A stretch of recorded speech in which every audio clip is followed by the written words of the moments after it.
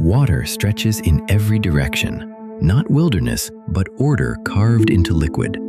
Canals cut through the landscape with mathematical precision. Rows of brick facades rise from their edges like ledgers turned vertical. It is the 1650s. This is Amsterdam. More ships pass through these waters than any port on Earth. More money changes hands here in a single afternoon than flows through entire kingdoms in a year. There is no palace, no king, only merchants, warehouses, and the hum of relentless commerce. Tonight, we are not studying Amsterdam from a distance. We are walking its streets at the exact moment it becomes the richest city in the world. Thanks to advanced AI technology, we can now transform centuries-old engravings and paintings into photorealistic reconstructions, allowing us to move through Amsterdam as it likely appeared in the mid-17th century, its canals flowing, its buildings alive with activity. We begin outside the city walls, drifting along the calm surface of the Amstel River. The water moves slowly, broken only by flat-bottomed boats and the rhythmic splash of wooden oars. This river is Amsterdam's lifeline. It gives the city its name and its foundation for power. Grain flows down from inland farms, peat for fuel, timber stacked high on barges. Upstream, finished goods move toward the heart of Europe. Along the banks, families gather near the water's edge. Fishermen work nets with practiced speed. A few gulls circle overhead. In the distance, church towers rise above the flat horizon, dark silhouettes against pale sky. These are not symbols of royal authority, they are markers, signaling that wealth lies just ahead. By the mid-17th century, Amsterdam's population has exploded past 200,000 people. What was once a modest trading settlement has become a global hub. The river narrows, the banks harden into stone, and ahead, the city begins to reveal itself.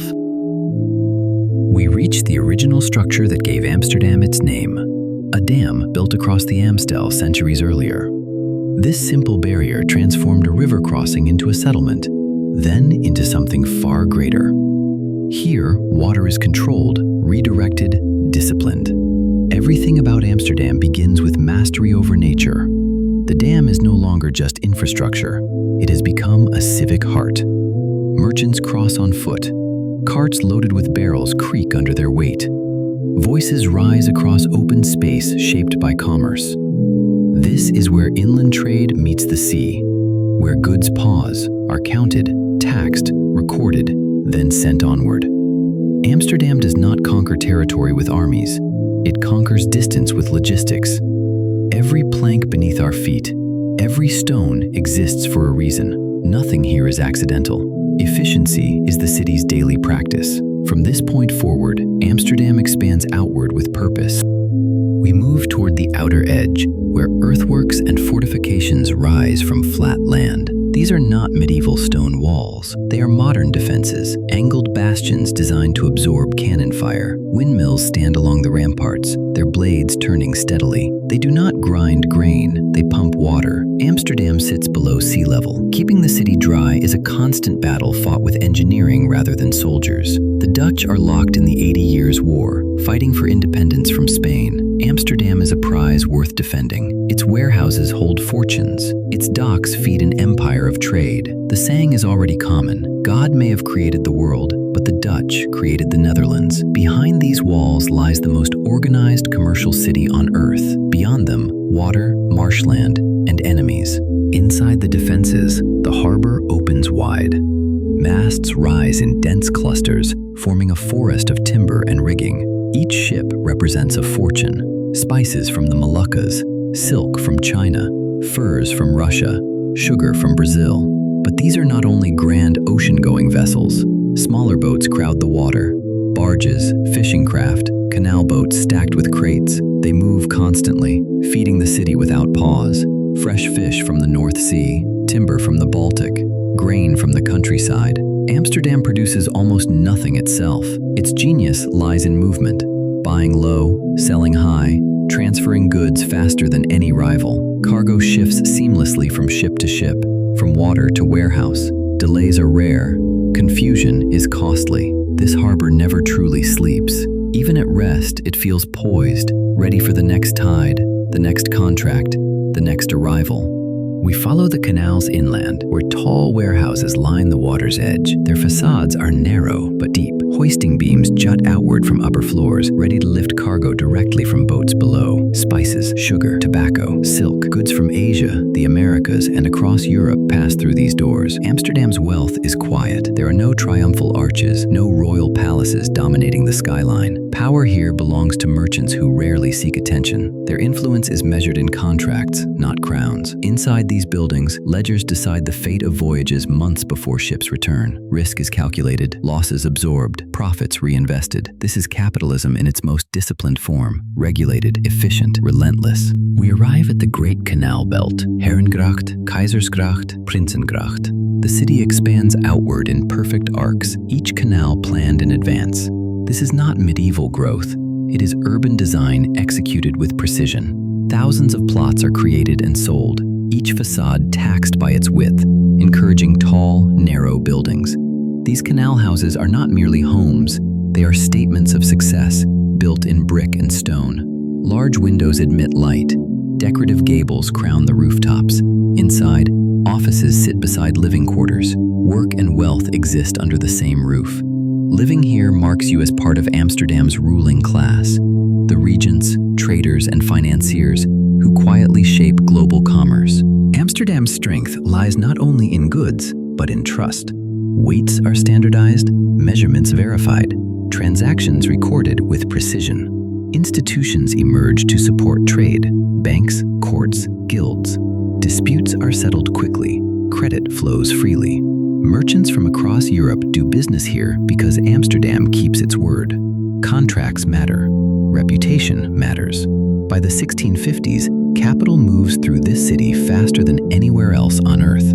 This is not chaos. It is controlled motion, money in constant circulation. As we continue deeper into the city, wealth becomes visible not only in goods, but in stone, art, and civic ambition.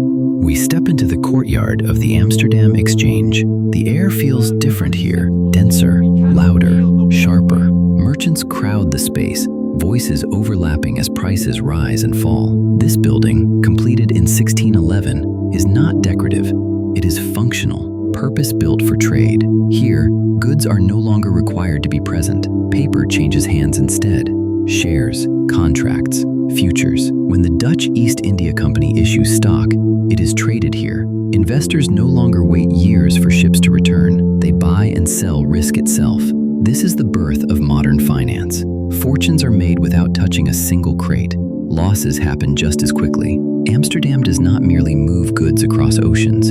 It invents systems that move money independently of them. Innovation carries consequences. In the 1630s, speculation spills beyond ships and spices. Tulip bulbs, rare, fragile flowers, become objects of obsession. Prices rise to absurd heights. Single bulbs trade for the value of a house. Deals are made in taverns, contracts signed for bulbs still buried in frozen ground.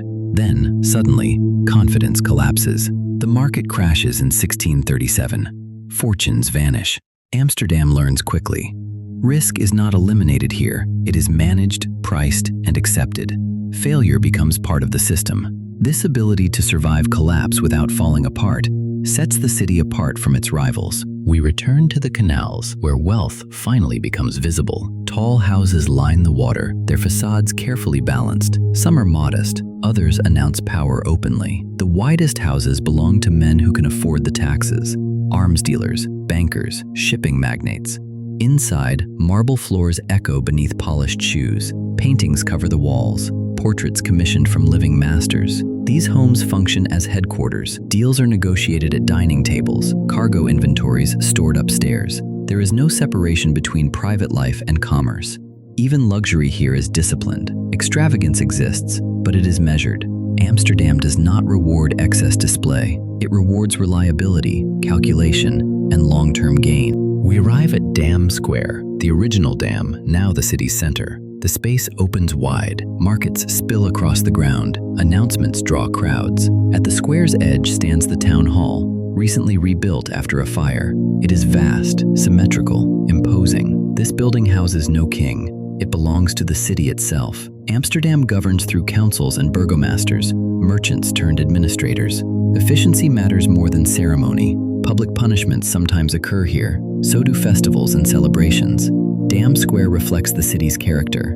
Open, pragmatic, occasionally harsh. Everything converges here. Money, power, justice, daily life. Rising above the Western Canal Belt stands the Westerkerk. Its tower dominates the skyline, visible from far beyond the city. Completed in 1631, it reflects Dutch Renaissance ideals: clean lines, restrained ornament.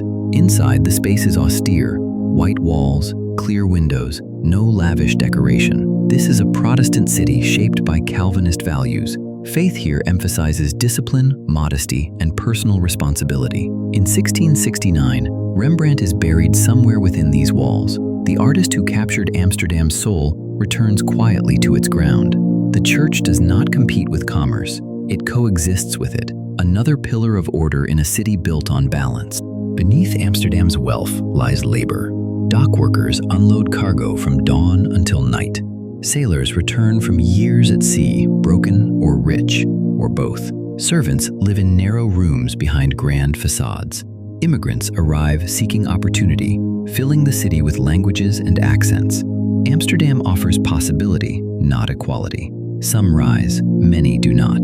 The canals reflect both prosperity and exhaustion. Success here demands constant motion. The city does not promise comfort. It rewards those who adapt. This tension between opportunity and pressure defines Amsterdam as much as its wealth. By the mid-1600s, Amsterdam stands at the center of the world. No armies march from its gates, no emperor claims its throne. Instead, influence flows through contracts, ships, and trust. This city proves that power can exist without crowns and wealth without spectacle. Its systems, finance, trade, urban planning, will spread far beyond these canals. Many will imitate Amsterdam, few will match it. As the water continues to move quietly through the city, the foundations of the modern world take shape, brick by brick, deal by deal. If you'd like to continue walking through history, subscribe and let us know which city you'd like to explore next.